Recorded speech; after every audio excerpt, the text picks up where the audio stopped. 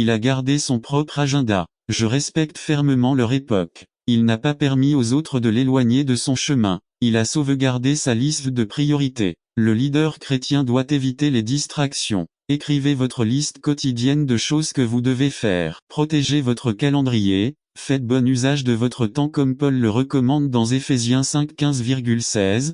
15 Faites donc attention à votre manière de marcher, non pas comme des insensés, mais comme des sages. 16 En utilisant au mieux votre temps, car les jours sont mauvais. 17 Ne soyez donc pas insensés, mais comprenez, quelle est la volonté du Seigneur. Horloge, ne marque pas les heures, voilà comment commence une chanson ancienne et bien connue. Cela semble aussi être la phrase que beaucoup expriment directement ou indirectement aujourd'hui. Je n'ai pas le temps. C'est la plainte de la plupart des gens. Tout semble indiquer que beaucoup ne disposent pas de suffisamment de temps 365 jours par an, 7 jours sur 7 ou 24 heures sur 24 pour mener à bien leurs activités et leurs engagements. Ils commencent la journée et n'ont pas assez de temps pour se préparer et aller travailler. Dans le bus, nous voyons les femmes qui finissent de se peindre et de se coiffer. Dans les véhicules, nous avons observé les hommes finir d'ajuster leur cravate. Les gens marchent vite dans les rues, les conducteurs n'attendent pas que le feu passe au vert pour continuer, ils passent au rouge.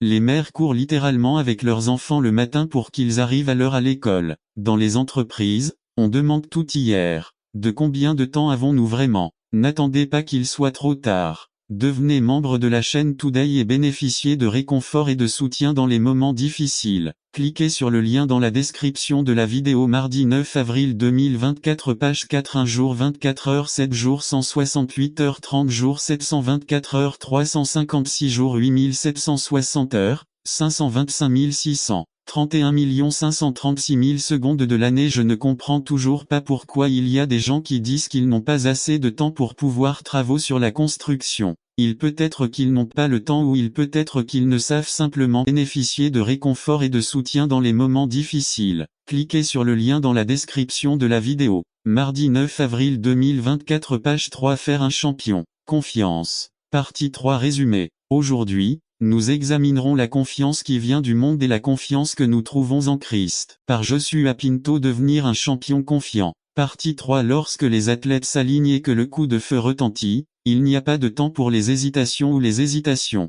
Lorsque vous êtes devant le but pour tirer un penalty et que votre équipe perd un but et qu'il n'y a pas de temps au compteur, il n'y a pas de place pour le doute ou l'incertitude. Lorsque vous êtes sur le plongeoir le plus haut et que les juges sont en bas et surveillent vos actions, ce n'est pas le moment de vous demander puis-je faire cela. De toute évidence, la confiance est un attribut essentiel pour devenir un champion. Afin d'acquérir une compréhension biblique de la confiance, nous examinerons les chapitres 3 et 4 de Philippiens. Philippiens 3 4 à 10 4 J'ai moi-même des raisons d'avoir une telle confiance. Si quelqu'un d'autre croit avoir des raisons de se fier aux efforts humains, moi encore plus 5 Circoncis le 8e jour, des enfants d'Israël, de la tribu de Benjamin, un pur hébreu concernant l'interprétation de la loi, pharisien si quant au zèle, persécuteur de l'Église, quant à la justice qu'exige la loi, impeccable 7 Mais tout ce qui était pour moi un gain, je le considère maintenant comme une perte à cause du Christ 8 En fait,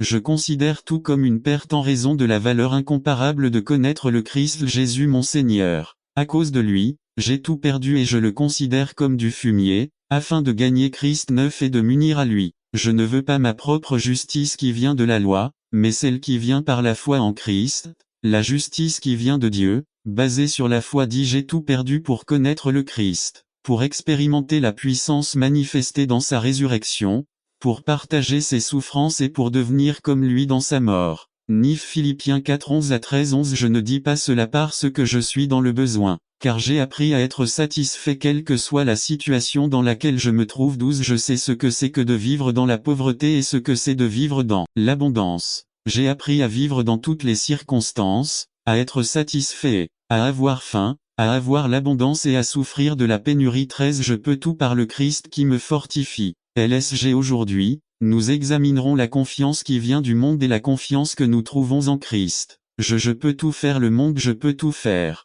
Bien que cette déclaration ne soit pas l'image de la confiance peinte dans Philippiens 4:13, c'est souvent la véritable façon dont nous abordons la vie. Il existe des mesures de réussite courantes et fausses auxquelles nous attribuons la confiance. À apparence, n'attendez pas qu'il soit trop tard. Devenez membre de la chaîne Today et bénéficiez de réconfort et de soutien dans les moments difficiles. Cliquez sur le lien dans la description de la vidéo. Mardi 9 avril 2024 page 1 Nous sommes nés dans la bonne famille et avons le bon nom de famille. Peut-être qu'ils ont toujours dit que tu étais gentil et très joli. Si vous basez votre confiance sur votre apparence, le jour viendra où vous aurez des problèmes. Acquisition. Beaucoup de gens lient ce qu'ils sont à ce qu'ils ont, d'autres trouvent leur confiance dans les vêtements qu'ils portent. Quand notre confiance est placée dans les richesses, elle ne sert à rien. Proverbe 11:7 Le méchant meurt, et avec lui son espérance, son illusion de pouvoir meurt également. Réalisation. Malheureusement, on nous a appris depuis l'enfance que notre valeur est liée à nos réalisations. Beaucoup tirent leur identité de leur travail. Je suis médecin, avocat, ingénieur, professionnel. Lorsque nos acquis commenceront à disparaître, notre confiance disparaîtra également. Philippiens 3:4-6 J'ai moi-même des raisons d'avoir une telle confiance. Si quelqu'un d'autre croit avoir des raisons de se fier aux efforts humains, moi encore plus. 5 Circoncis le 8e jour, des enfants d'Israël, de la tribu de Benjamin, un pur hébreu concernant l'interprétation de la loi, pharisien si quant au zèle, persécuteur de l'Église quant à la justice qu'exige la loi, impeccable. Je peux tout faire par Christ qui me fortifie en Christ. Philippiens 4:13 Je peux tout faire par Christ qui me fortifie. RVR 1960 Nous pensons souvent que le sens de ce verset est plus insignifiant qu'il ne l'est en réalité. Cela ne veut pas dire que d'un instant à l'autre nous pourrons courir plus vite, mieux jouer, gagner une course ou faire ce que nous n'avons jamais fait immédiatement. Ce dont parle Paul, c'est la sécurité qui ne peut être trouvée qu'en Jésus-Christ. Et c'est une confiance qui ne vient que d'une relation avec Jésus. Philippiens 4:12-13 Je sais ce que signifie vivre dans la pauvreté et ce que signifie vivre dans l'abondance. J'ai appris à vivre dans toutes les circonstances, à être satisfait et à avoir faim, à avoir l'abondance et à souffrir de la pénurie. 13 Je peux tout par le Christ qui me fortifie. Que dit ce verset et je suis suffisant dans la suffisance de Christ. Philippiens 4:13 En tout cas, avec l'aide du Christ, qui me donne force et puissance, je suis prêt à faire tout ce qui est nécessaire. En d'autres termes, tout comme Paul a surmonté les épreuves et les tribulations du ministère, vous pouvez le faire aussi, tout comme Gédéon a vaincu les Médianites. Juge si n'attendez pas qu'il soit trop tard. Devenez membre de la chaîne Today et bénéficiez de réconfort et de soutien dans les moments difficiles. Cliquez sur le lien dans la description de la vidéo. Mardi 9 avril 2024 page 2 Tout comme Moïse a conduit les Israélites hors d'Égypte. Ce n'était pas leur suffisance, ils étaient suffisants en Dieu. Conclusion. Tout au long des Écritures, les gens ont été capables de relever des défis incroyables et de réaliser ce qui semblait impossible, mais cela n'est pas arrivé parce qu'ils avaient beaucoup de confiance en eux-mêmes, ils s'en le prennent d'assaut. Il y a un grand combat pour ton âme, afin que tu n'entres pas dans le royaume des cieux et celui qui combat contre toi est le diable, l'ennemi des âmes. Péché. Jeudi. Sépare l'homme de Dieu. C'est toute abomination et toute pourriture de l'esprit et du cœur ne peuvent pas entrer dans cette grande ville. Transition. Alors, qui peut venir et hériter de ces choses? Ceux qui en hériteront. Psaume 24 1-5. À tout appartient à Dieu, il est souverain. Qui montera à la montagne du Seigneur, qui sera en sa sainte présence. Tabernacle. Apocalypse 21:3 C'est la propreté des mains des purs de cœur. C'est de l'abondance du cœur que la bouche parle. Luc 6:45 La bouche de celui qui dit du mal n'est pas ce qui est pourri mais son cœur de Dieu ne regarde pas l'extérieur mais le cœur. Samuel 16:7 Qui n'a pas élevé son âme vers des choses vaines. Mais cherchez d'abord le royaume de Dieu et sa justice. Matthieu 6:33 F ni jury avec tromperie ils recevront la bénédiction et la justice du Dieu du salut. C'est lui qui sauve le pécheur. Transition. La parole de Dieu est claire quant à savoir qui verra Dieu. N'attendez pas qu'il soit trop tard. Devenez membre de la chaîne Today et bénéficiez de réconfort et de soutien dans les moments difficiles. Cliquez sur le lien dans la description de la vidéo. Mardi 9 avril 2024 page 2. Conclusion 1. Dans quel groupe es-tu aujourd'hui? 2. Vous pouvez changer votre statut devant Dieu aujourd'hui en prenant simplement la bonne décision. 3. Dieu est celui qui peut vous sauver et vous donner une vie nouvelle et vous permettre d'entrer dans cette nouvelle Jérusalem réservée et préparée pour le peuple de Dieu. 4. Acceptez Christ comme votre sauveur aujourd'hui. N'attendez pas qu'il soit trop tard. Devenez membre de la chaîne Today et bénéficiez de réconfort et de soutien dans les moments difficiles. Cliquez sur le lien dans la description de la vidéo mardi 9 avril 2024 page 3 Comment réussir dans le royaume résumé. Beaucoup de nos frères tombent sur le champ de bataille. Le but de ce message est d'alerter l'Église et de montrer une stratégie efficace pour persévérer dans le Seigneur par Ama Fernandez. Comment réussir dans le royaume. Pasteur du royaume. Ama Fernandez. Lecture. Acte 20-24 Mais je ne fais attention à rien et je ne considère pas non plus ma vie comme précieuse, seulement que je termine ma course avec joie, et le ministère que j'ai reçu du Seigneur Jésus, pour témoigner de l'évangile de la grâce de Dieu. Introduction. Je vois des gens qui donnent leur vie au Christ et après un certain temps, ils disparaissent du corps du Christ. J'étais membre d'une église de 300 membres et lorsque j'ai déménagé, j'ai changé d'église à cause de la distance. 1 an et demi plus tard, je leur ai rendu visite et j'ai été étonné de constater que seulement 10 des 300 membres actuels étaient présents lorsque j'étais membre, d'autres étaient de nouveaux membres. Lorsque j'ai appelé, certains d'entre eux m'ont dit qu'ils ne fréquentaient plus aucune église. Ils étaient tout tombés, pour une raison ou une autre, ça me rendait très triste. Aujourd'hui, nous allons examiner quelques points dont nous devons tenir compte si nous voulons rester dans les voies du Seigneur. Clé pour réussir dans le royaume 1. Avoir une vision claire de la carrière chrétienne et de notre héritage éternel. Genèse 13, 14 à 17 14 Et l'Éternel dit à Abraham, après que l'eau se fut éloignée de lui, lève maintenant tes yeux, et regarde, de l'endroit où tu es, vers le nord, et vers le midi, et vers l'est, et vers l'ouest 15 Tout le pays que tu vois, je le donnerai à toi et à ta descendance pour toujours 16 Et je rendrai ta postérité comme la poussière de la terre car si quelqu'un peut compter la poussière de la terre, ta postérité sera aussi comptée 17 Lève-toi, parcours le pays dans toute sa largeur et dans toute sa largeur parce que je dois te le donner. Illustration. Dans son livre First Things First, l'auteur Stefan Covey parle de Viktor Frankl, un psychologue autrichien qui a survécu au camp de la mort des nazis allemands. Frankl a découvert quelque chose d'intéressant sur les raisons pour lesquelles certains ont survécu à des conditions horribles et d'autres non. Il a étudié certains facteurs, la santé, la vitalité, la structure physique, l'intelligence, les capacités de survie. Finalement, il a conclu qu'aucun de ces facteurs n'était le facteur responsable qui faisait la différence. Toutes les personnes qui ont pu survivre avaient une vision de l'avenir, ils avaient tous une mission à accomplir,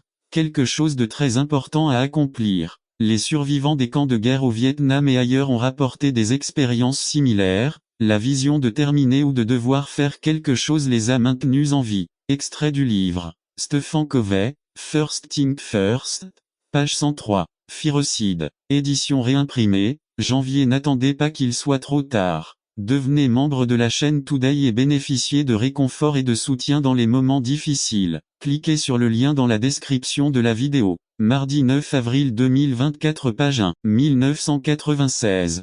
Nous devons regarder les promesses de Dieu et l'avenir avec Dieu. Le meilleur de Dieu pour nos vies est encore à venir. La chose la plus importante et la plus précieuse est notre vie éternelle avec Dieu.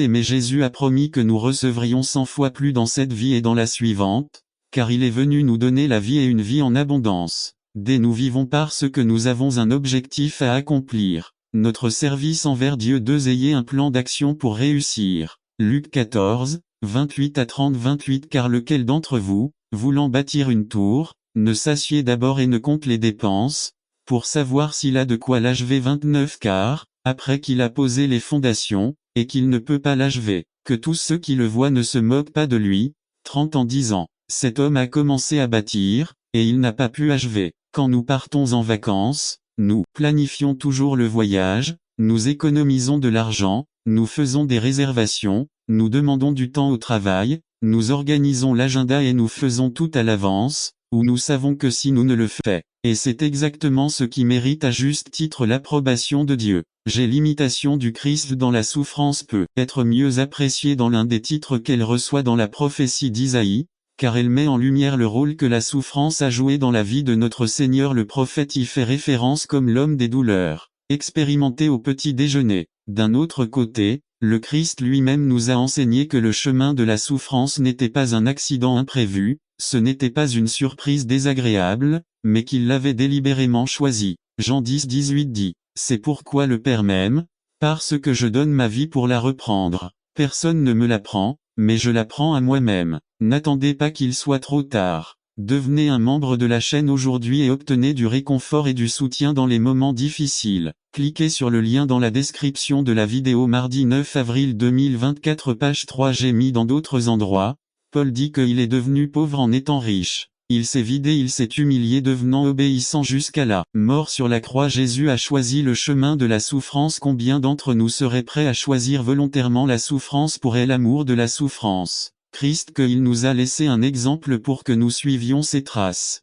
Souffrir pour le Christ ne consiste pas seulement à subir la persécution pour avoir prêché l'évangile quand nous essayons de vivre une vie consacrée au Seigneur, obéir à ses commandements à chaque occasion, c'est courant. Si vous priez publiquement à l'heure des repas, vous risquez d'être ridiculisé par vos pairs au point de découvrir que votre nourriture a disparu. En ne réussissant pas certaines réponses aux examens, en ne donnant pas de mordant et en n'effectuant pas une procédure importante, en résistant à un pot de vin ou à une autre pratique malhonnête, etc. Vous ferez face à l'une des oppositions les plus terribles, car vous irez contre ce que tout le monde fait. De même, le Christ a été confronté à de grandes injustices. La croix n'était que l'une des plus grandes. Personne n'a souffert plus que notre Seigneur lorsqu'il était ici sur terre. Voici quelques exemples. À sa naissance, Hérode voulait le tuer après avoir guéri un malade. Ils l'accusèrent de violer le sabbat. Ses propres frères ne croyaient pas en lui. Après avoir guéri un homme possédé par un démon, ils se plaignirent de lui et il dut partir de là,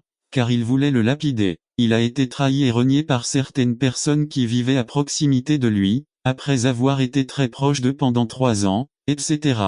Cependant, l'auteur des Hébreux nous laisse voir l'attitude avec laquelle le Seigneur a affronté ce chemin désagréable. Il est dit que Jésus, à cause de la joie qui lui était proposée, a enduré la croix. Méprisant la honte, Jésus n'a pas affronté l'opposition avec résignation ou comme pénitence, mais avec joie. Et la joie est un fruit de l'esprit. Cela nous en dit long sur la façon d'affronter la souffrance avec joie, avec l'espérance placée dans le fait que l'amour du Christ est la seule chose sûre, sur laquelle nous pouvons compter dans ces moments-là. Jacques dit que les chrétiens devraient considérer comme une grande joie lorsqu'ils rencontrent diverses épreuves, car la mise à l'épreuve de notre foi produit la patience. Car oui, le Christ nous a laissé ses traces pour que nous suivions ses traces, pas pour que nous les évitions. Je crois qu'il n'y a pas de plus grande opportunité, bien que plus difficile, d'imiter le Christ que dans la souffrance injuste. N'oublions pas que le but final que Dieu a pour nous est de nous rendre semblables à son Fils Christ. C'est pourquoi il supprimera diverses injustices de nos vies,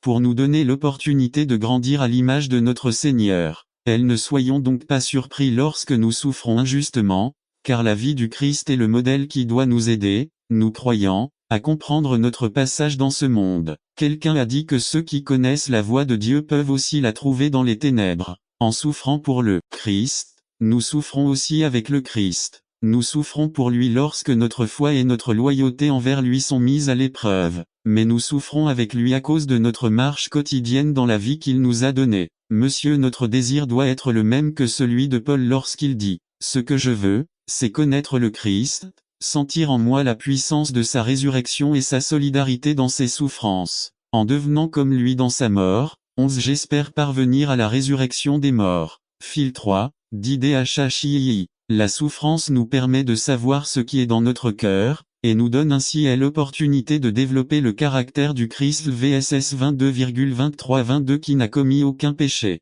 et qui ne s'est pas trouvé de tromperie dans sa bouche. 23 qui, lorsqu'il le maudissait, ne répondait pas par une malédiction. Lorsqu'il souffrait, il ne menaçait pas, mais il confiait la cause à celui qui juge équitablement. Quelqu'un a dit que traverser une tragédie, c'était comme entrer dans de l'eau bouillante. Si on y met une pomme de terre, elle va ramollir et devenir malléable pour prendre n'importe quelle forme. Mais si un œuf est pondu, n'attendez pas qu'il soit trop tard. Devenez membre de la chaîne Today et bénéficiez de réconfort et de soutien dans les moments difficiles. Cliquez sur le lien dans la description de la vidéo. Mardi 9 avril 2024 page 4 va devenir dur au point de se casser. Or, si vous êtes comme l'œuf, l'affliction vous rendra dur et insensible, plus fragile. Mais si elle ressemble à la pomme de terre, elle en ressortira douce et docile, malléable et adaptable. En d'autres termes, si nous parcourons le chemin de l'affliction avec la bonne attitude, nous pouvons développer les fruits de la patience, de la douceur,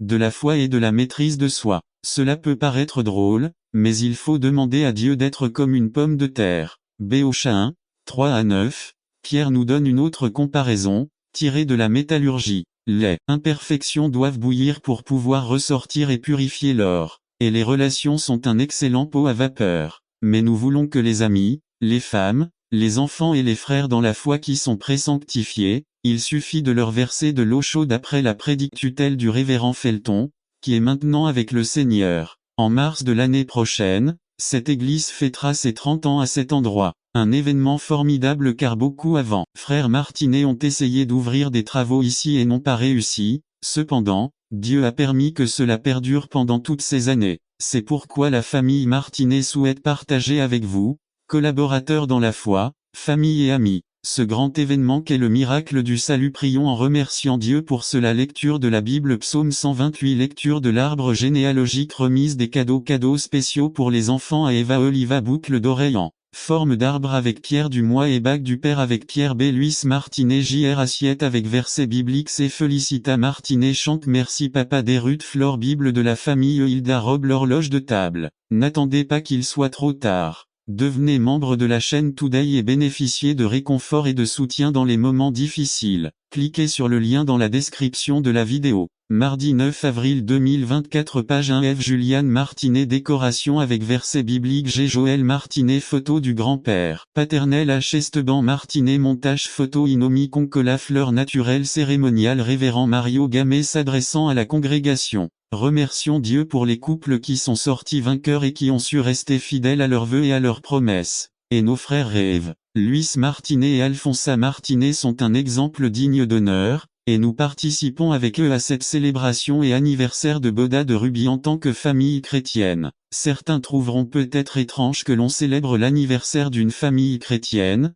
mais les frères Martinet ont toujours dit que c'est le Christ qui a fait d'eux un véritable mariage. Bien que les frères Martinet fêteront bientôt leurs 50 ans de mariage, le véritable anniversaire est celui où le Christ est entré dans le cœur du scorpion et en a fait une nouvelle créature, le transformant en agneau. C'est pour moi un honneur de célébrer un événement aussi glorieux et capital. En ce 40e anniversaire de nos chers frères Luis et Alfonsa, nous célébrons avec joie ce glorieux événement. Frères, nous nous sommes réunis devant Dieu, l'Église et ses témoins, pour confirmer devant le Tout-Puissant la fidélité au vœu de mariage de notre frère Luis et de sa très digne épouse Alfonsa. Depuis près de 50 ans, ils sont restés fidèles à leurs vœux, ayant engagé leur foi et leur bonne volonté. Les années ont passé dans une succession infinie de temps, et la vie a été trépidante et diversifiée avec les nombreuses vicissitudes de la vie quotidienne. Maladies, divergences d'opinion, questions familiales, que dire d'autre? Mille adversités, mais les bénédictions ont été plus abondantes. Avec une prudence et une patience vertueuses, ils restent fidèles et loyaux les uns envers les autres et envers le Christ,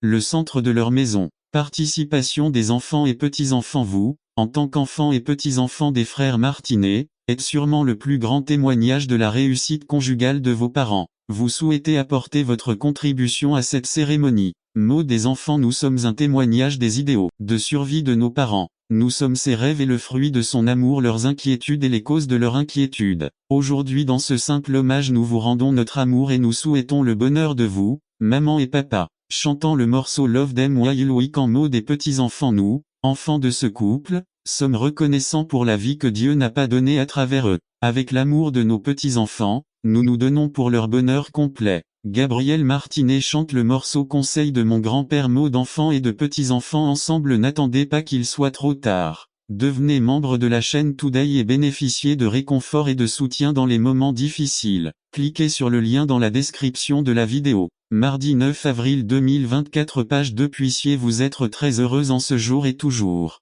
Que Dieu vous protège toujours. Nous promettons de toujours vous aimer et de contribuer à votre bonheur. S'adresser au couple. Si vous avez l'intention de réaffirmer vos vœux, vous l'exprimerez en vous tenant la main. Demandez au mari de regarder les paumes des mains de sa femme. Luis, ses mains sont celles d'un grand ami et d'une aide idéale. Ils vous soutiennent dans la prière depuis de nombreuses années. Ils vous ont réconforté dans les moments de tristesse et d'épreuve. Ils vous ont touché avec beaucoup d'amour. On peut dire que ce sont des mains sages. Le proverbe nous dit, la femme sage construit sa maison, mais la folle l'abat avec ses mains. Proverbe 14, 1. Le témoignage en est les enfants que Dieu leur a donnés. Demandez à la femme de regarder les paumes des mains de son mari. Alfonsa, Ses mains sont celles d'un grand ami. Avant, elles étaient des mains destructrices et violentes, mais depuis 40 ans elles sont les mains d'un saint homme. Depuis, ils vous soutiennent dans la prière. Ils ont été votre force et votre refuge. Depuis lors, ces mains ont travaillé, non pour une nourriture périssable, mais pour une nourriture qui demeure pour la vie éternelle, et que le Fils de l'homme vous donnera. Jean 6,27. Je suis sûr que tous deux peuvent dire comme le psalmiste, que la lumière du Seigneur notre Dieu soit sur nous, et que l'œuvre de nos mains s'établisse sur nous. Oui, l'œuvre de nos mains confirme Psaume 90-17. Pâques du sel. Le sel est un élément très important pour l'homme. Depuis l'Antiquité, le sel était utilisé pour des pactes importants, comme préservatif et aussi comme salaire. C'est de là que vient le mot salaire. Le dicton vous valez votre pesant de sel signifie que la personne a une grande valeur. Le sel est également utilisé pour nettoyer et guérir. La parole de Dieu dit que vous êtes le sel de la terre. Autrement dit, il nous considère comme très importants pour ce monde. Sans les chrétiens, le monde serait un endroit insipide et sans valeur. Sans Christ dans leur vie, leur mariage serait ennuyeux et sans valeur. En mettant un peu de sel dans le sac de chacun et en le mélangeant, vous confiez le péché qui nous assiège. Laissons de côté ces choses qui nous arrêtent, qui ne nous permettent pas de courir avec agilité la course chrétienne. N'attendez pas qu'il soit trop tard. Devenez membre de la chaîne Today et bénéficiez de réconfort et de soutien dans les moments difficiles. Cliquez sur le lien dans la description de la vidéo. Mardi 9 avril 2024. Page Un péché, des choses qui ont la priorité sur notre vie spirituelle. Tout ce qui entrave notre poursuite de la vie chrétienne. La course est un marathon et non une course contre la montre. La carrière chrétienne requiert de la résistance. Philippiens 3 13-14. 13 Frères, moi-même, je ne prétends pas l'avoir déjà atteint, mais je fais une chose, oubliant ce qui est en arrière et me tournant vers ce qui est en avant. 14 Je cours vers le but pour remporter le prix de la haute vocation de Dieu en Jésus-Christ. Rendez-vous 1995. La carrière chrétienne demande de la persévérance. Matthieu 10-22b Mais celui qui persévérera jusqu'à la fin sera sauvé. RVR 1960 Une chemin itinéraire trajectoire claire. Hébreux 12, 1c Et courons avec persévérance dans la course qui nous est ouverte. À la route peut être difficile. Matthieu 7 13-14 13 Entrez par la porte étroite. Car large est la porte et spacieux le chemin qui mène à la perdition, et beaucoup entrent par là. 14 Mais étroite est la porte, et difficile est le chemin qui mène à la vie, et peu de gens le trouvent. LSG Le chemin peut être long. Matthieu 24 12-13 12 Et parce que la méchanceté s'est multipliée, l'amour de beaucoup se refroidira. 13 Mais celui qui persévérera jusqu'à la fin sera sauvé. RVR 1960 Le chemin est clairement tracé. Jean 14 6 Si Jésus lui dit, je suis le chemin, la vérité et la vie. Nul ne vient au Père que par moi. RVR 1960 Yves le plus grand héros. Hébreux 12-2-2 Fixant nos yeux sur Jésus, l'auteur et le perfectionneur de la foi. Ne nous concentrons pas sur les choses périphériques immédiates, les distractions de la vie. Atteindre les petites choses. Le chrétien doit se concentrer exclusivement sur Jésus. Conclusion Il a été établi que Jésus-Christ est notre plus grande inspiration. Il a enduré tant de persécutions, d'opposition et de souffrances, et pourtant il a vaincu la mort. N'attendez pas qu'il soit trop tard. Devenez membre de la chaîne Today et bénéficiez de réconfort et de soutien dans les moments difficiles. Cliquez sur le lien dans la description de la vidéo. Tu après 09, 20, 24. Page 2 Hébreux 12, 2 Puesto los ojo en Jésus, el autor y consumador de la fe, el cual por el gozo puesto delante de el sufrió la cruz, menospreciando el oprobio, y se sentó a la diestra del trono de Dieu. Il faut alors se poser la question: quelle était la joie qui lui était proposée? La réponse est vous l'étiez. Vous avez été l'inspiration de Jésus pour qu'il quitte le ciel et vienne sur terre pour mourir d'une mort humiliante sur une croix. Si vous étiez vraiment son inspiration, ne pensez-vous pas qu'il devrait être le vôtre? N'attendez pas qu'il soit trop tard. Devenez membre de la chaîne Today et bénéficiez de réconfort et de soutien dans les moments difficiles. Cliquez sur le lien dans la description de la vidéo. Mardi 9 avril 2024. Page 3 Exigences pour une vie abondante résumée. Sans aucun doute, vivre une vie satisfaisante ou ce qu'est une bonne vie exige un prix à payer. Il est certain qu'une vie abondante nécessite un prix à payer, non pas en argent, mais en volonté. Par Augusto Rodriguez 3 Exigences pour une vie abondante d'été 10 à 22 Introduction. Un dicton courant dit que rien dans la vie n'est bon marché. Autrement dit, Tout ce que nous voulons avoir a un prix à payer. Sans aucun doute, vivre une vie satisfaisante ou ce qu'est une bonne vie exige également un prix à payer. Cela pourrait bien être un travail dur, des sacrifices personnels et peut-être même de nombreuses années sans prendre de vacances. De la même manière, la vie abondante offerte par le Seigneur Jésus-Christ avait aussi un prix, la mort de Jésus, et pour notre part il y a aussi un prix que nous devons payer. Ce passage nous montre les conditions requises pour une vie abondante. Aujourd'hui, je veux vous parler de 3 exigences pour une vie abondante. 1. Débarrassez-vous de tout ce qui est païen dans votre cœur. 10-16. Païen, littéralement une personne qui possède ou vénère de nombreux dieux. Cela fait également référence à l'idolâtrie, qui consiste à donner à quelque chose ou à quelqu'un la place qui appartient à Dieu. Expliquez le verset.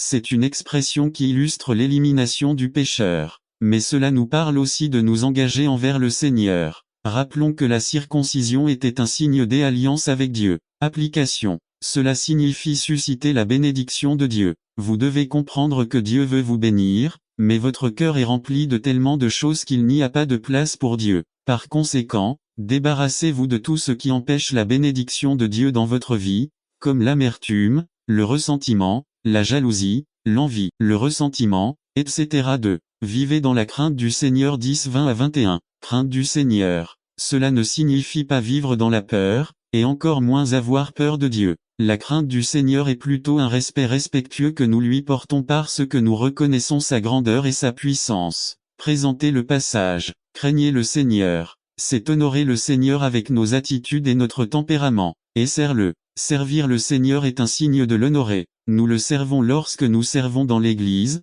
lorsque nous obéissons à sa volonté, lorsque nous adorons avec le cœur. Attendez-le. Cela signifie rester fidèle au Seigneur en toutes circonstances. Jure par son nom. Cela ne signifie pas je vous jure par Dieu, mais plutôt que vous ne prenez pas d'engagement au nom d'autres dieux. Puissiez-vous maintenir votre fidélité au Seigneur sans compromettre votre foi ni vos convictions. Application. Craignez le Seigneur, c'est reconnaître qui il est, et donc vivre en sachant que tout ce que je fais et tout ce que je suis mérite son respect. Prof 1, 7 dit que la crainte de main vint mais ils n'obéirent pas à Moïse, mais certains l'abandonnèrent pour un autre jour, et il produisit des vers pourris et Moïse était en colère contre eux. C'était ainsi parce que Dieu ne voulait pas que les Israélites aient confiance en eux-mêmes, mais plutôt que leur confiance soit en Dieu pour leur donner leur pain quotidien de notre pain quotidien. Une partie de la vie par la foi consiste à demander les choses nécessaires pour notre vie quotidienne. Quand il y a tant de choses, disons importantes, lorsqu'il y a de grands besoins dans notre vie,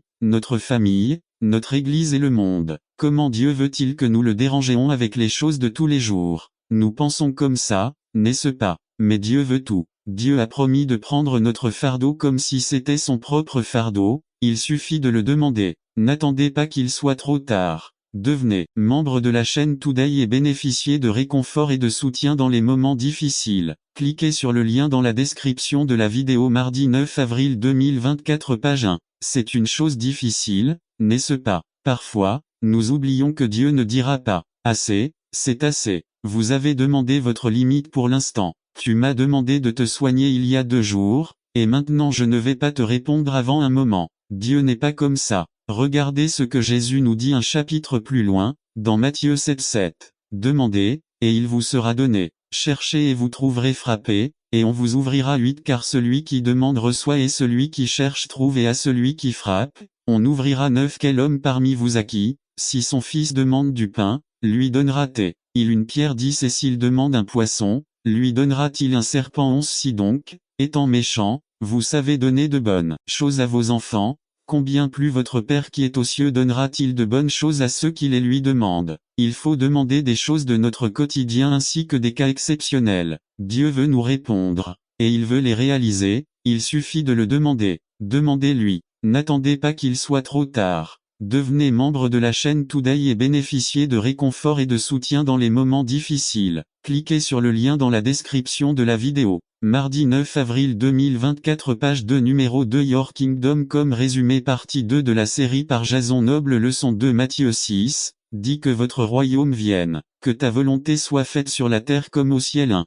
Son royaume votre royaume viendra. Lorsqu'on parle du royaume de Dieu, on peut parler de plusieurs choses. Par exemple, lorsque Jésus a dit, MT 6:33 Mais cherchez d'abord le royaume de Dieu et sa justice, et toutes ces choses vous seront données par surcroît. Cela signifie que les chrétiens doivent regarder vers le ciel, ou se concentrer sur les choses d'en haut célestes et pas terrestres. Une autre signification est, Colossiens 13 qui nous a délivrés de la puissance des ténèbres et nous a transférés dans le royaume de son Fils bien-aimé. Notez qu'il est écrit transféré, cela vient du passé. Bien sûr, nous ne sommes plus au paradis, n'est-ce pas? Alors, que signifie cette signification? Cela signifie que notre nom est transféré dans le livre de la vie, c'est-à-dire que nous sommes déjà des citoyens, il nous suffit d'y arriver. Je pense qu'il fait référence à ce royaume, parce qu'il dit que sa reine vient, c'est-à-dire que même si elle n'est pas là maintenant, elle vient, et nous pouvons le voir. Jésus n'a pas encore établi son royaume.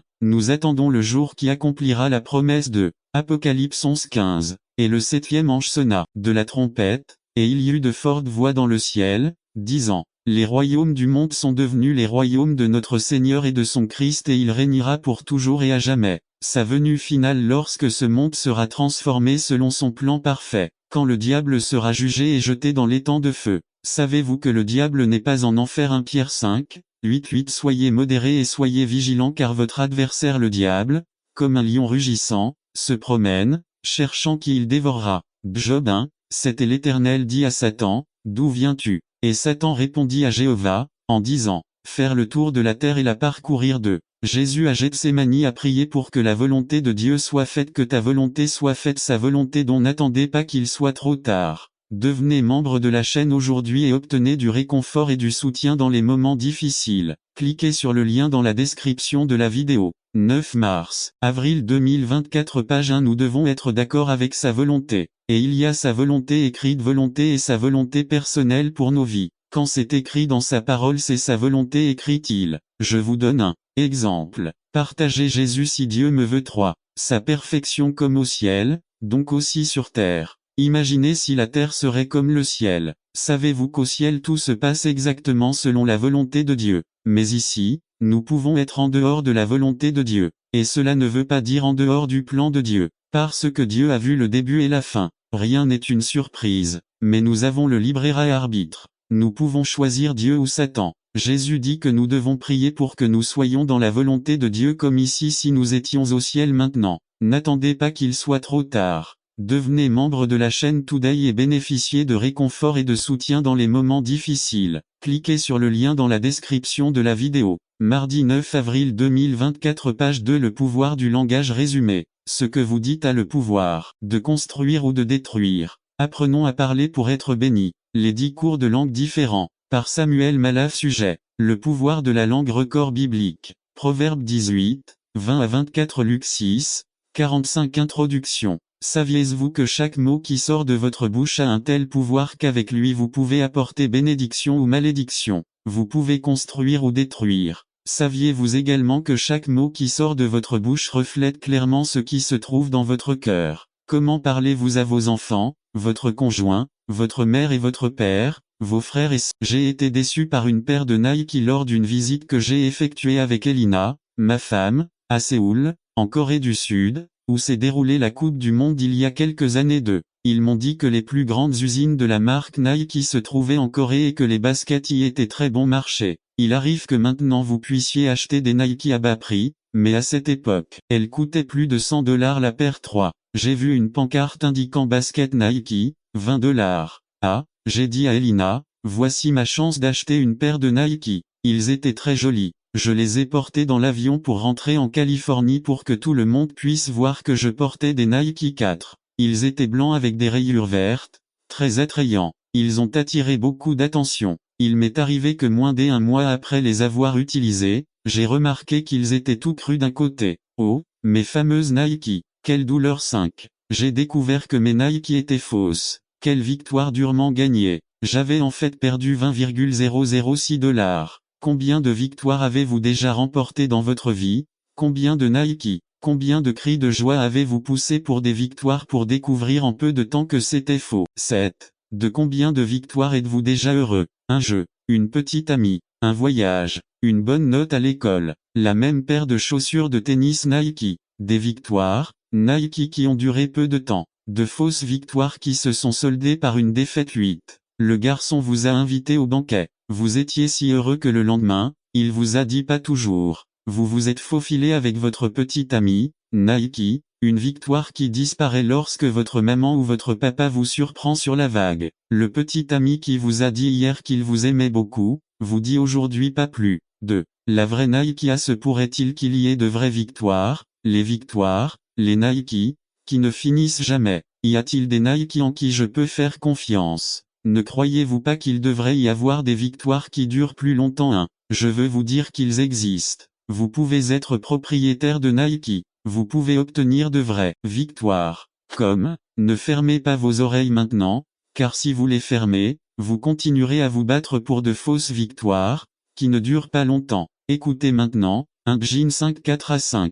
Car tout ce qui est né de Dieu triomphe du monde et c'est la victoire Nike qui a vaincu le monde notre foi. Qui est celui qui a vaincu Nike le monde, sinon celui qui croit que Jésus est le Fils de Dieu 2. Les vraies victoires, nos victoires, les vrais Nike viennent de Dieu. C'est une victoire complète et éclatante. Il n'y a pas de procès ni de discussion, même avec un arbitre car nous pensons qu'ils ont mal agi. N'attendez pas qu'il soit trop tard. Devenez membre de la chaîne Today et bénéficiez de réconfort et de soutien dans les moments difficiles. Cliquez sur le lien dans la description de la vidéo. Mardi 9 avril 2024, appel page 2. Pas avec un petit ami qui disait qu'il m'aimait et maintenant il ne m'aime plus. Pas avec une paire de chaussures de tennis dont on m'a dit qu'elles étaient authentiques 3. Dans cette victoire, il n'y a ni tromperie. C'est une vraie Nike. Pasteur, mais parfois je me sens comme un perdant, vaincu. Parfois, je me sens perdu. Si tel est votre cas, écoutez les paroles suivantes de Jésus, Jean 16:33. Je vous ai dit ces choses afin que vous ayez la paix en moi. Dans le monde, vous aurez de l'affliction, mais ayez du courage. J'ai vaincu le monde 4. Il y a 2 choses que vous devez comprendre ici à la victoire, Nike, est à toi quand tu crois que Jésus est le Fils de Dieu, le Sauveur B. La victoire, Nike, est à nous lorsque nous lui faisons confiance. Conclusion: à chaque fois que vous voyez le symbole de la marque Nike, pensez à la croix et à sa signification. Victoire 1. Nike. Notre victoire en Jésus. Même si vous n'avez pas l'argent nécessaire pour acheter une paire de Nike, je veux que vous soyez sûr que vous pouvez toujours avoir des Nike, que vous pouvez toujours être propriétaire de la victoire 2. Au fil du temps, la société Nike a utilisé différentes publicitaires avec différents athlètes joueurs de tennis, basketteurs, joueurs de baseball, boxeurs, etc. 3. Les athlètes sont utilisés lorsqu'ils sont au sommet de leur carrière. Une fois qu'ils deviennent mauvais, ils les quittent et cherchent quelqu'un d'autre qui est au sommet de leur talent. La société Nike ne veut pas que quelqu'un la représente qui ne soit pas très excellent dans son domaine 4. Ce qui ne change pas dans les publicités Nike, ce sont les mots à la fin. Just do it. Que signifie faites-le? Cela signifie ne restez pas assis là, levez-vous et faites quelque chose. B. La victoire de Jésus se termine également par un faites-le. Il le dit à tous ceux qui ne savent pas quoi faire. La victoire de Jésus a de la place pour tout le monde. 1. Comme Michael Jordan, vous aussi pourrez voler, et encore plus haut, vous volerez vers le ciel lorsque nous serons enlevés dans les nuages pour recevoir Jésus dans les airs et vivre ainsi éternellement avec le Seigneur. Voir 1 Thessaloniciens 4:17. Dans Romains 5:8, nous lisons, mais Dieu démontre son amour pour nous en ce que, alors que nous étions encore pécheurs, Christ est mort pour nous 2. Les Nike sont à vous, maître sûr. La victoire est à vous, accepte-le. Pour les perdus, pour les tristes, pour les découragés, pour ceux dont les parents ne les comprennent pas, pour ceux dont le petit ami les a quittés, pour ceux qui ne réussissent pas bien à l'école, pour ceux qui ne savent pas faire leurs devoirs, veux-tu accepter la victoire de Jésus pour toi? Fais-le, c'est tout. N'attendez pas qu'il soit trop tard. Devenez membre de la chaîne Today et bénéficiez de réconfort et de soutien dans les moments difficiles. Cliquez sur le lien dans la description de la vidéo 9 mai. Il dit que sa parole rend les simples sages. L'un des domaines dans lesquels nous avons besoin de la sagesse de Dieu pour prendre des décisions est celui du travail. Concernant le travail, il y a beaucoup de décisions à prendre et parfois nous ne sommes pas très judicieux dans les prises. Certains méprisent le travail au point de dire: regardez si le travail n'est pas quelque chose de terrible qu'ils doivent même vous payer pour le faire. D'autres, de leur côté, idolâtrent le travail au point de tout sacrifier pour lui. En tant que chrétien, il est important de comprendre comment Dieu veut que nous pensions et agissions en matière de travail. Nous pouvons définir le travail comme cet effort mental ou physique visant à accomplir le commandement de Dieu de gouverner la terre, que nous recevions un salaire ou non. Aujourd'hui, nous allons parler de 4 vérités bibliques concernant le travail qui peuvent nous aider à prendre de meilleures décisions à ce sujet. Le travail est une bénédiction. Qui a inventé le travail? Est-ce peut-être l'invention d'une société capitaliste obsédée par l'accumulation de richesses? Est-ce une malédiction qui est tombée sur l'humanité à travers la chute? La Bible, comme pour tout le reste, a des réponses à ce sujet et nous devons les connaître. Beaucoup de gens croient que le travail est venu à l'humanité comme une malédiction pour être tombé dans le péché. Esta Heidi se deriva de una mala interprétation de Génésis 3, 17 à 19 que 10. À l'ombre le dijo, por cuanto le hiciste caso a tu mujer, y comiste del árbol del que te prohibí comer, maldita sera la tierra por ta faute. Avec un travail pénible, tu en mangeras tous les jours de ta vie. La terre produira pour toi des chardons et des épines, et tu mangeras des herbes sauvages. Vous gagnerez votre pain à la sueur de votre front, jusqu'à ce que vous retourniez au même pays d'où vous avez été tiré, car tu es poussière, et tu retourneras à la poussière. N'attendez pas qu'il soit trop tard. Devenez membre de la chaîne Today et bénéficiez de réconfort et de soutien dans les moments difficiles. Cliquez sur le lien dans la description de la vidéo mardi 9 avril 2024 page incertain. En lisant les mots à la sueur de ton visage tu mangeras du pain jusqu'à ton retour sur terre. Pense qu'à cette époque le travail était institué comme une sorte de punition ou de conséquence du péché. Mais ces paroles ne veulent pas dire qu'avant la chute il n'y avait pas de travail, mais plutôt que le travail, activité instituée par Dieu dès la création et avant la chute, deviendrait compliqué et difficile parce que la terre était sous la malédiction du péché. Nous ne pouvons en aucun cas conclure qu'aujourd'hui nous travaillons à cause du péché. En fait, la Bible nous montre que l'ouvrier par excellence est Dieu lui-même. G1. Dieu n'est pas une personne paresseuse et désobligeante. Jésus a dit, « Mon Père travaille jusqu'à présent » Jean 5, 17. La Bible nous montre également clairement que Dieu a mis Adam, son image, au travail dans le jardin d'Éden, G 2, 15. L'Éternel Dieu prit l'homme et le mit dans le jardin d'Éden pour le cultiver et en prendre soin.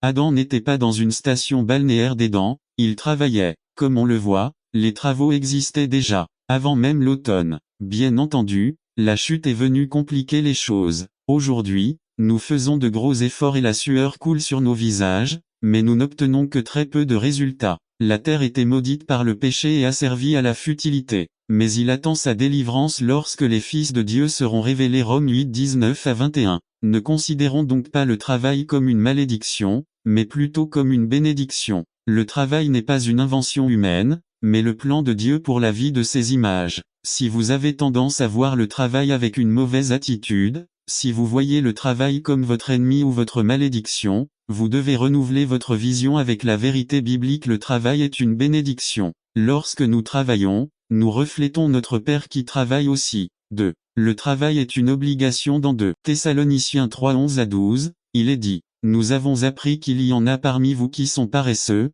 qui ne travaillent à rien et qui ne s'occupent que de ce qui ne leur importe pas. Nous ordonnons et exhortons ces personnes dans le Seigneur Jésus-Christ à se mettre tranquillement au travail pour gagner leur vie. » Il y a eu un problème à Thessalonique. Le problème était que certains membres de la congrégation vivaient dans le désordre. Que faisaient-ils? Ayant la capacité physique et mentale de le faire, ils ne travaillaient pas. Ce n'est pas qu'ils ne pouvaient pas travailler, mais ils ne voulaient pas le faire. L'apôtre exhorte les paresseux et soulève le devoir de travailler. Paul dit que la solution est que en travaillant tranquillement, ils mangent leur propre pain. Et de là vient la fameuse phrase si souvent évoquée. Si quelqu'un ne veut pas travailler, ne mange pas non plus. Pour tous ceux qui ont la capacité physique et mentale de le faire, le travail n'est pas une option. Le travail est un devoir, c'est une obligation. Rappelez-vous, nous parlons de travail, qu'il soit volontaire ou rémunéré. Grâce au travail, nous parvenons à dominer la terre et à gagner notre vie. Dans une autre épître,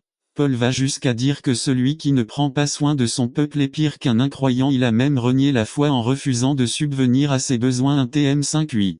Il nous est également dit dans Éphésiens 4:8 que celui qui a volé ne doit plus le faire mais doit travailler pour partager avec ceux qui sont dans le besoin. Le travail est obligatoire si nous voulons plaire à Dieu. Le travail n'est donc pas une option pour ceux d'entre nous qui ont les capacités physiques et mentales pour le faire. Ne cherchons pas des moyens de ne pas travailler. Si vous avez tendance à la paresse et à une vie facile, vous devez vous rappeler que le travail est une obligation. Dieu nous veut actifs, diligents et productifs. Le travail n'est pas la vie. N'attendez pas qu'il soit trop tard. Devenez membre de la chaîne Today et bénéficiez de réconfort et de soutien dans les moments difficiles. Cliquez sur le lien dans la description de la vidéo mardi 9 avril 2024 page 2. Pour certains, le problème n'est pas la paresse, mais la place qu'ils accordent au travail. Certains d'entre nous ont du mal à faire passer le travail avant tout. Nous en faisons la raison, le but et le sens de la vie. Il y a des gens pour qui le travail, qu'il soit rémunéré ou non, est la vie. Ils le mettent au-dessus de Dieu, de la famille et de l'Église, de la santé, etc. La Bible dit dans Ecclésiaste 4:8, « Un homme est seul, sans successeur, sans fils ni frère. Il ne cesse jamais de travailler, ses yeux ne sont pas remplis de richesses, et il ne se demande pas non plus, pour qui est-ce que je travaille et prive ma vie de tout bien-être. Cela aussi est vanité et travail acharné. » Le livre de l'Ecclésiaste est une réflexion sur la futilité de la vie vécue sans Dieu comme centre. Les gens aspirent au pouvoir, à la richesse, au travail, remplaçant Dieu dans leur vie. Ils sacrifient tout pour un peu plus de pouvoir, pour un peu plus de richesse, pour un peu de renommée, pour un peu plus de position. Mais le problème, c'est que vous n'êtes jamais satisfait et qu'à la fin vous vous privez de choses importantes et durables comme des moments avec vos enfants, avec votre conjoint, avec vos frères et sœurs. Ceux qui mettent le travail au cœur de leur vie, au fil des années, finissent par regretter de ne pas avoir mis Dieu au centre pour pouvoir profiter des bénédictions que procure le travail. Un pasteur a déclaré, « Je n'ai jamais vu une personne sur son lit de mort regretter de ne pas avoir passé plus de temps au bureau ou dans les affaires. Ce que j'ai toujours constaté, c'est que les gens regrettent de ne pas avoir passé plus de temps avec leurs enfants, avec leurs conjoints ou de ne pas avoir consacré plus de temps au service de leurs voisins. Le travail n'est pas la vie. Le travail est une bénédiction, c'est une obligation, mais ce n'est pas la raison de vivre. Cet endroit appartient à Dieu. Le mettre au centre est la seule façon pour nous de pouvoir profiter du fruit de nos efforts, car nous le ferons avec sagesse et pour sa gloire.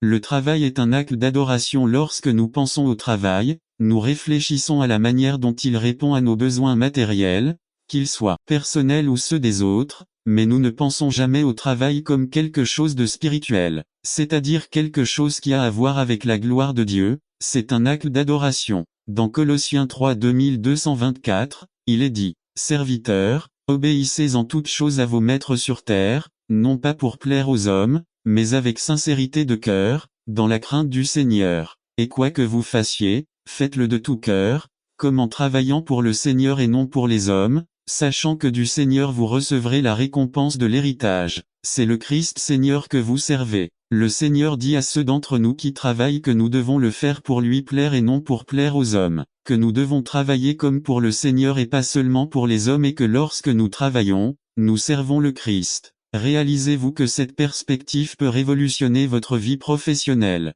Cette perspective vous dit de ne pas travailler pendant 15 jours, mais d'honorer Dieu. Ne travaillez pas pour rendre votre patron heureux, mais pour plaire à Dieu. Que, lorsque vous faites un travail pour l'entreprise dans laquelle vous travaillez pour Christ. Quelle que soit votre profession légale bien sûr, que vous changiez des canalisations ou répariez des ordinateurs, que vous changiez des couches ou vendiez des objets, que vous instruisiez des enfants ou ramassiez des ordures, que vous gériez le personnel d'une entreprise ou que vous laviez et repassiez, lorsque vous travaillez, vous pouvez glorifier Dieu avec ce que vous faites. Au-delà du salaire, quelle que soit la popularité de votre travail, combien il peut être monotone et fatigant, rappelez-vous, vous êtes un serviteur du Christ. Vous adorez Dieu en travaillant. Conclusion: n'attendez pas qu'il soit trop tard. Devenez membre de la chaîne Today et bénéficiez de réconfort et de soutien dans les moments difficiles. Cliquez sur le lien dans la description de la vidéo mardi 9 avril 2024 page 3. Comme c'est quelque chose de si quotidien et qui nous appartient tellement, nous sommes très vulnérables à prendre des décisions stupides concernant le travail.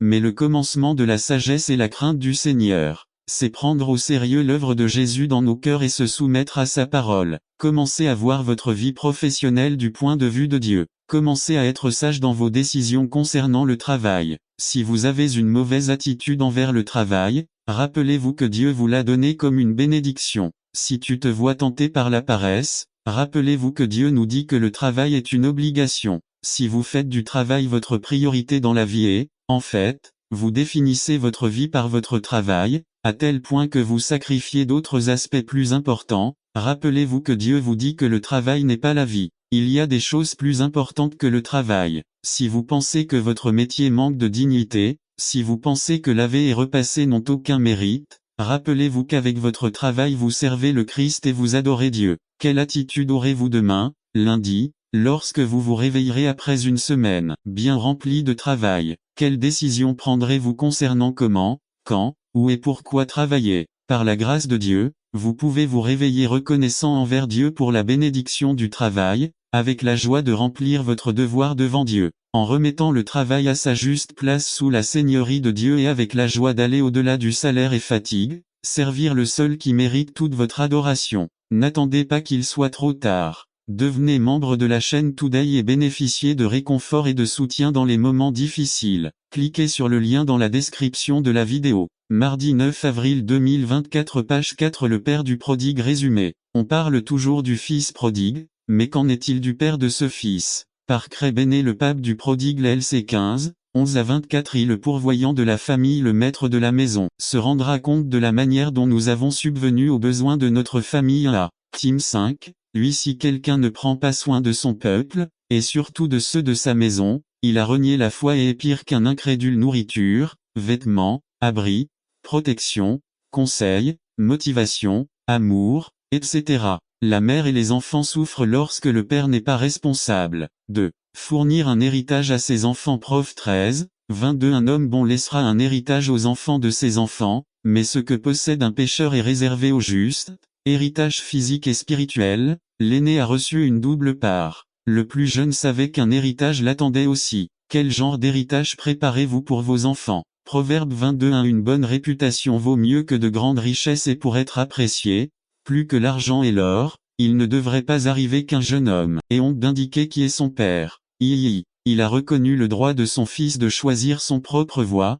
Quand vous devenez adulte, vous devez laisser vos enfants prendre leurs propres décisions, pas la règle. Pour les enfants et adolescents au temps de la Bible, on était reconnu comme homme qu'à 30 voire 40 ans au fur et à mesure qu'il grandissait, son père accepta de lui donner son héritage et lui permit de sortir, même dans le mauvais chemin. N'attendez pas qu'il soit trop tard. Devenez membre de la chaîne Today et bénéficiez de réconfort et de soutien dans les moments difficiles. Cliquez sur le lien dans la description de la vidéo. Mardi 9 avril 2024 page 1, nous avons besoin de la sagesse de Dieu et de la maîtrise de soi pour ne pas contrôler la vie de nos enfants qui sont plus âgés et qui ont quitté la maison. Malgré tout, le père doit assurer à son fils qu'il existe un moyen de sortir de son erreur. Il ou elle doit savoir qu'il ou elle peut rentrer chez lui. Nous ne parlons pas de coutume, mais nous parlons d'être de nouvelles créatures avec une nouvelle vie. IV. Le prêtre chef spirituel de la famille guide la famille dans les choses spirituelles. Isa 38, 19 Celui qui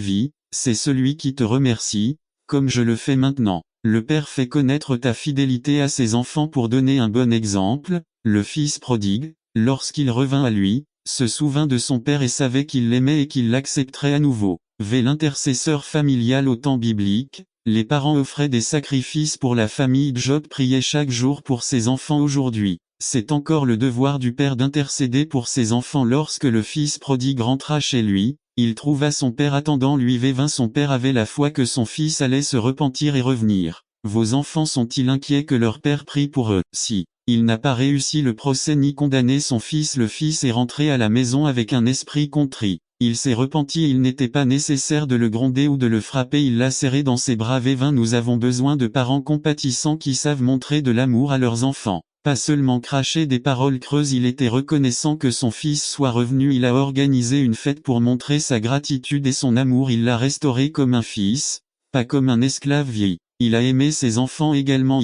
La blague de Mario HDZ. Il n'a pas accordé de faveur particulière à l'un plus qu'à l'autre. N'attendez pas qu'il soit trop tard. Devenez membre de la chaîne Today et bénéficiez de réconfort et de soutien dans les moments difficiles. Cliquez sur le lien dans la description de la vidéo. Tu après 09, 20, 24 page 2 Amaba à los dos hijos en la misma manera. On a pesar de sus error y a pesar de malgastar la herencia, y a lugar a casa cochinada, sin pensar dos veces, le amo accent aigu con el mismo amor que tenía para su fils aîné. N'attendez pas qu'il soit trop tard. Devenez membre de la chaîne Today et bénéficiez de réconfort et de soutien dans les moments difficiles. Cliquez sur le lien dans la description de la vidéo. Mardi 9 avril 2024, page 3. L'Église fidèle jusqu'au bout. Résumé. Il est facile de faire preuve de fidélité quand tout va bien. Le véritable test est de rester fidèle au milieu de l'opposition et de la persécution. Par Cray Bene Smyrna, fidèle jusqu'à la fin. Message numéro 3 de la série, Oreille de l'Église,